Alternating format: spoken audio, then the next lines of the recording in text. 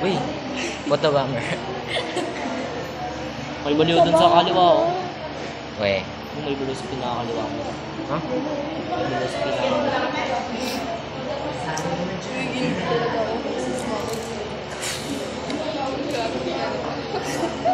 Dito rin, nakalimutan ko yung station. Ay, dito pala. So, di ba pre, sinabi ko sa'yo, bumalik ako sa... Ay, pre, ano eh? Binlock ko na siya. Oh, yun o. Kung nung 5 days di nag-reply ha. Ay, hindi nag-chat. Yan. Oo, ayoko ma'am. Isang tao pa lang binablock. Sa akin Ina na ito. Sheesh. Actually, Tungkol na pa nag-lobby box sa akin kahapon. Ay, nakakakas ng buhay na. Di mo alam kung okay. Nahanap kami yung style mong buhay. Hindi pa ganito. Natatawa ako sa style mo. Ba't ka nagsiselfon? Ano yan? Nagbibideo. Cellphone. Anong bang gamit mo dyan? Video. Video yan, te. Cellphone. Video. O di camera na lang. Ano ba? Magbablog-vlog ako lagi, pre. Mas lawaya. Mag-vlog kaya tayo, pre. Sa Christmas party. Diyan ka. Thank you. Ay, pre, magaling na pala ako, pre. Magaling na ako, pre. Kala mo. Saan? Sakit. O, tapos.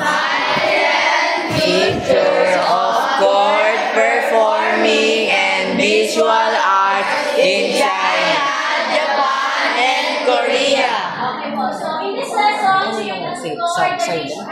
Ay, may salient. China, Japan, and Korea. And also, you'll see how the history, culture, and society shape the symbolic salient figures of court performances in China, Korea, and Japan. And also, you will also notice yung mga different techniques nila. Okay, mga unique techniques, materials, and techniques pagdating sa mga appreciation, court music, and okay. So we have here the court performing in visual arts in China, Japan, and Korea. Exhibit distinct yet interrelated characteristics shaped by their historical, culture, and philosophical context. So lahat na nakikita natin dito is based on their culture and their philosophical views. Okay po, so lahat ng mga performing arts nila. Also, let's start with the performance techniques. Di ako muna, bibili mo. Di ako gagastos ng link. Bakit? Ipon ko ba? Okay po. So, isa po sa mga performance techniques ng China is yung tinatawag natin na ano po? Opera. So, ito pong pwedeng opera. Ito yung paulit-ulit natin na discuss simula mo last quarter pa. Okay po.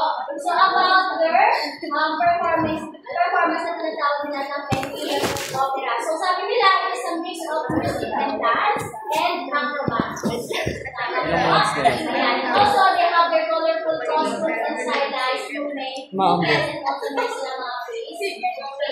Okay, so yan yung example niya. So, alam na May ano lang? last din, di ba? Discuss na rin natin. And then, pagdating naman sa visual arts natin, so they are focusing pagdating sa mga landscape paintings nila. Okay po? And also, pagdating sa mga landscape paintings nila, they are using calligraphy and inkwash. So, pagdating sa mga nakikita niyo ng mga landscape paintings nila, may makikita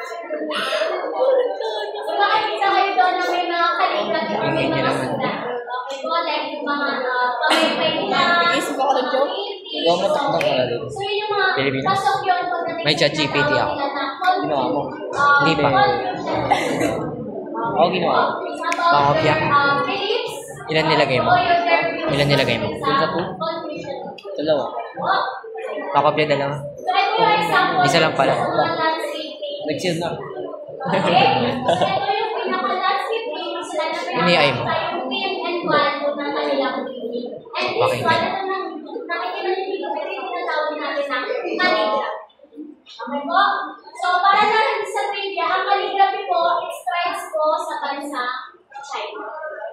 Kasi cheap. So, gumagamit sila ng natural dye na galing po sa mga puno para makapag-cut sila into a black color or mga different colors na ginagamit sa kanilang paintings. Ito yung tinatawag nila na traditional Chinese painting. Okay? Naintindihan po? Yes. Okay. Next. So pagdating naman sa kanilang emerging concepts, Pinapost ko to sa YouTube ko eh. Vlog.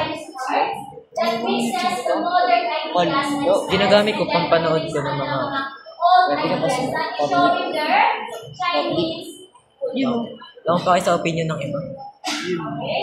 So meron silang mga different elements and showing how Kami dalawa pa lang ni Sammy nakakakita. Ano tayo? November 22. So ito, sa tingin nyo, Hindi ko nilagyan title. Date lang tayo natin. Lagyan mo tayo dito. Para catchy yung ano. Okay.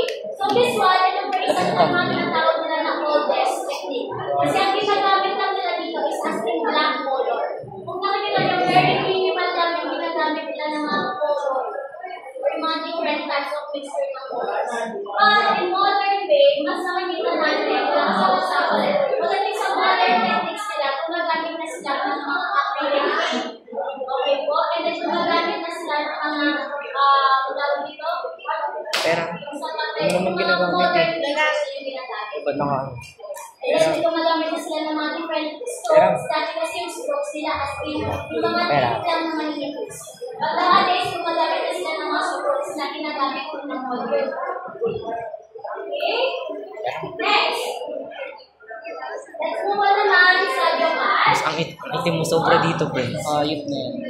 Okay, so Lower, pagdating mababa sa ako. Japan, kung naaalala pa, ano po ang mga performances sa bansang Japan?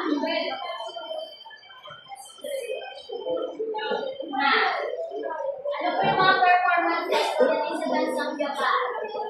Na ginawa nyo last quarter?